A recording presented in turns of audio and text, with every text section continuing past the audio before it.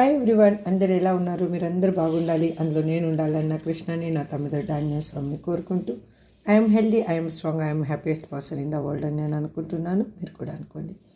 ఇప్పుడు ప్రజెంట్ మీ person thoughts ఏంటి అసలు? వాళ్ళు మిమ్మల్ని ఒక అన్ని విధాలుగా ఒక స్టెబిలిటీ ఉన్న పర్సను, అన్ని విధాలుగా అందంలోనూ ఐశ్వర్యంలోనూ అన్నీ ఉన్న పర్సన్ లాగా చూస్తూ ఉన్నారు. అనుకువ అన్నీ ఉన్న పర్సన్ లాగా చూస్తూ ఉన్నారు. కానీ వాళ్ళు మీ ఫేస్లో ఒక సంతోషం అనేది లేదు అనేది వాళ్ళకి తెలుసు. అంటే వాళ్ళు ఉంటే మీరు హ్యాపీగా ఉంటారనేది తెలుసు. వాళ్ళు మేనిఫెస్టేషన్ చేస్తూ ఉన్నారు. మిమ్మల్ని ఏ విధంగా అయినా కూడా మిమ్మల్ని చేరుకోవాలి, మిమ్మల్ని దక్కించుకోవాలి అనేది వాళ్ళ ఇంటెన్షన్లో ఉంది. ఇప్పుడు ఇన్మెచ్యూర్గా ఆలోచించారు వాళ్ళు. ఇన్ని రోజులు మీ ఇద్దరి మధ్యలో ఉన్న డిఫరెన్సెస్ని వాళ్ళు బేస్ చేసుకొని ఇమాజినేషన్లో ఇల్యూజనేషన్లో బతికారు. అంటే వాళ్ళకి భ్రమ ఎక్కువ అనమాట. అంటే ఏదో జరిగిపోతుంది ఏదో అని విధంగా ఉన్న పర్సన్ ఇప్పుడు మిమ్మల్ని కావాలి అని అనుకుంటూ ఉన్నారు.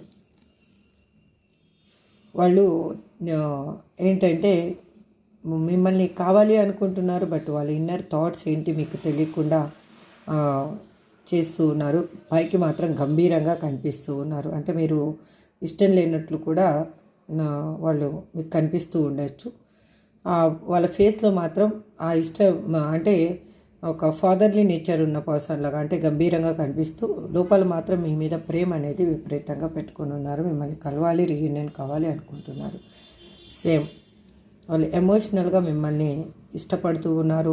మీ మీద ప్రేమని చాలా ఎక్కువగా ఫీల్ అవుతున్నారు. మీ మీద ఎఫెక్షన్ చాలా ఎక్కువగా ఉంది. బయటికి మాత్రం తెలియనేయటం లేదు. బాటమ్ ఆఫ్ ది డెక్ ఏముందో చూద్దాం.